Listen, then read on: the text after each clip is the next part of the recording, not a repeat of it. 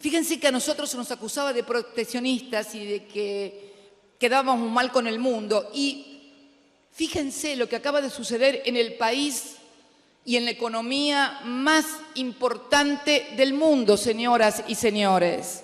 Acaba de ganar alguien que hace del proteccionismo de sus trabajadores, de sus empresas, pero fundamentalmente de sus trabajadores y de su mercado interno una bandera. Porque, a ver, no engañarse, señores.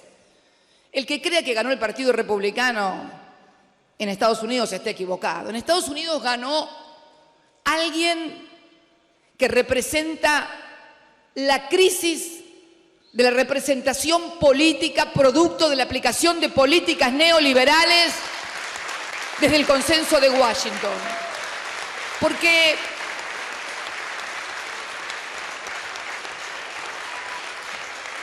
más allá de los estereotipos, más allá de los extremos, que nadie piense que el pueblo de los Estados Unidos ha votado como quieren hacerlo aparecer. Me he leído todas las editoriales de los más importantes medios de comunicación escrita, que son líderes en formación de opinión de Estados Unidos. Y hablan de no entender qué pasó, que cómo se puede votar una propuesta racista. ¿Cómo van a hablar? ¿Cómo no entienden? ¿Cómo van a hablar de voto racista de una sociedad que hace 8 años votó al primer presidente afroamericano y lo volvió a reelegir a los 4 años? No. Lo que el pueblo de Estados Unidos está buscando, y lo está buscando aparentemente ya desde la propia elección de su primer presidente afroamericano, es alguien que rompa con un establishment económico que lo único que les ha causado es pobreza, desalojos, pérdida de sus casas, pérdida de su trabajo. Eso es lo que pasó. Que quien lo encare o quien lo encarne sea una persona con determinadas características personales, no puede oficiar de árbol para taparnos el bosque, por favor. Lo maravilloso de esta elección es que el pueblo de los Estados Unidos votó de acuerdo a lo que él está sintiendo económicamente. Fíjense que había más de 300 medios de comunicación que apoyaban a la otra candidata y solamente 13 medios apoyaban a quien ganó. Sin embargo, la sociedad, a pesar de los exabruptos, a pesar de los estereotipos, eligió a alguien que le decía que les iba a devolver el trabajo. Si después cumplen, es otro, no está en análisis esto. Porque lo que tenemos que entender, en realidad, unos analizaban qué le convenía más a la Argentina, si uno o del otro. Miren, yo tengo mi particular percepción. Yo creo que Estados Unidos, más que un país presidencialista, es un país sistémico. Lo maneja un sistema de relaciones, de ideas y fundamentalmente de poderes.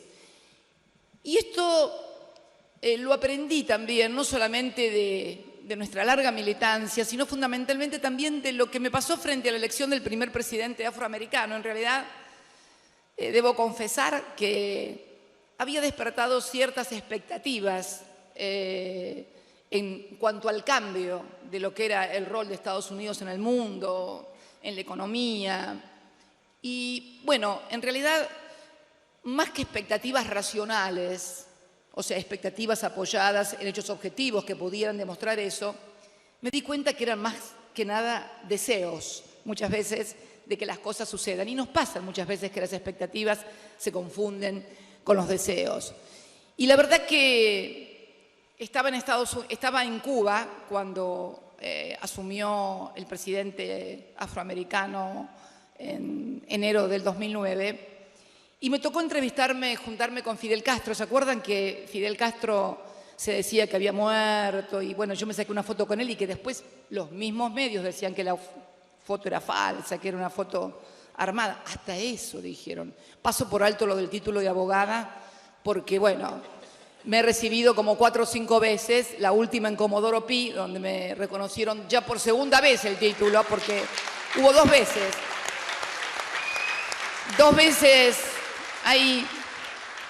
Y me acuerdo que charlando con Fidel Castro sobre la asunción del primer presidente afroamericano y si este podía ser algo diferente a lo que había sido siempre, Fidel, con esa sabiduría que dan los años y la proximidad con el gigante, además, me dijo: Estados Unidos es gobernado por un sistema y es muy difícil sustraerse a ese sistema. Puede haber variaciones, pero no porque la política o la variación sea decidida únicamente por el presidente, sino porque el sistema de poder en ese momento necesita de esas variaciones. O sea, si aumentan la tasa, la Fed, y por lo tanto se produce un vuelo de los capitales de todo el mundo de vuelta a Estados Unidos, y no es porque este presidente decidió aumentar la tasa, sino porque evaluó el sistema que la tasa es conveniente que suba para Estados Unidos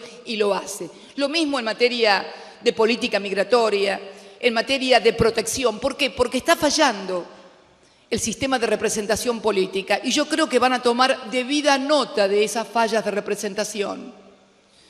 Por eso creo que enfrascarnos en la Argentina en una discusión, nunca lo hice, de quién era más conveniente, en realidad no tiene mayor sentido. Lo que sí tiene sentido es que este modelo que se está implementando llega tarde a lo que está pasando en el mundo. Cuando el mundo y las economías centrales y desarrolladas están abandonando las políticas neoliberales y teniendo un proteccionismo aún más profundo del que siempre tuvieron, porque esta es otra cosa, Manuel, que tenés que explicarle a los alumnos. El libre mercado no existe. La economía libre, que suena hermoso como título, no existe. El no dirigismo no existe. La economía o la dirige el Estado en beneficio de las grandes mayorías, del crecimiento del país, de sus empresarios, de sus comerciantes, de sus trabajadores, o la dirigen las corporaciones en beneficio de unos pocos. No hay otras formas. Sucede en Estados Unidos, sucede en Europa. Entonces, es importante crear mucho sentido común. Debo reconocer que en la creación de sentido común el neoliberalismo siempre se ha apropiado de los mejores títulos y las mejores frases. Porque, a ver, libre comercio, ¿no es una maravilla como suena? Libre comercio. ¿Vos te imaginás que vas a poder comprar lo que querés, lo que se te da la gana? Primero, deberían explicarte que libre comercio, los países centrales lo hacen de sus fronteras para afuera. Y acá adentro, libre comercio, o sea, libertad para que vos puedas comprarte lo que vos quieras. Primero tenés que tener un trabajo.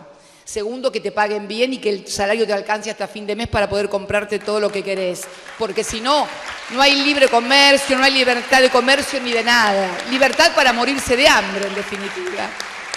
Creo que el gran desafío que van a tener quienes encaren esta nueva carrera de economía va a ser para mí, crear sentido común, una deuda pendiente del campo nacional, popular y democrático. Poder encontrar el lenguaje, poder encontrar la forma de comunicación, no fácil, sencilla, no simple, sino clarificadora, de poder llegar no solamente a los que estén aquí, sino a los que estén aquí luego, sean difusores también en todos lados, en su casa, en la cola del supermercado, porque también tenemos que saber otra cosa.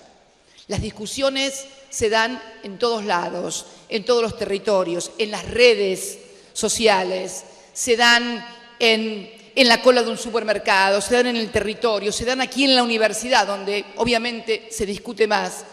Pero en definitiva este es el gran desafío que yo creo van a tener quienes encaren la carrera de economía aquí, Emanuel.